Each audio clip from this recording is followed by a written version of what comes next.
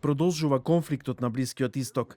Израел е подготвен за продолжување на борбите во Иран следните недели, додека Врховната команда на Иран објави дека вооружените сили на земјата ги спречиле погрешните непријателски планови.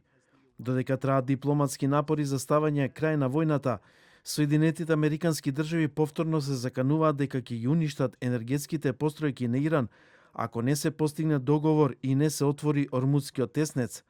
Американскиот председател Доналд Трамп рече дека Вашингтон преговара со председателот на иранскиот парламент и дека во рок од една недела ќе се знае дали двете страни можат да соработуваат.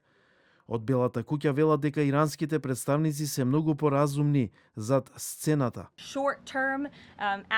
И покрај јавните изјави и неточните извештаи, преговорите продолжуваат и одат добро.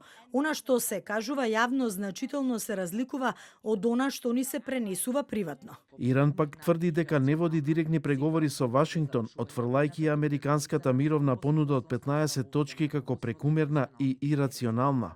Материјалите што ни беа доставени како што е планот од 15 точки содржат збир од претерани, нереални и неразумни барања. Состанокот што го одржа Пакистан со соседните земји е рамка што тие самите ја воспоставија.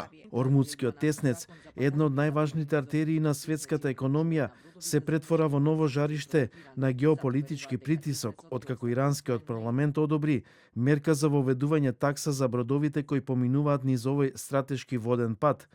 Вашингтон пак уверува дека теснецот ќе остане отворен на кој било начин.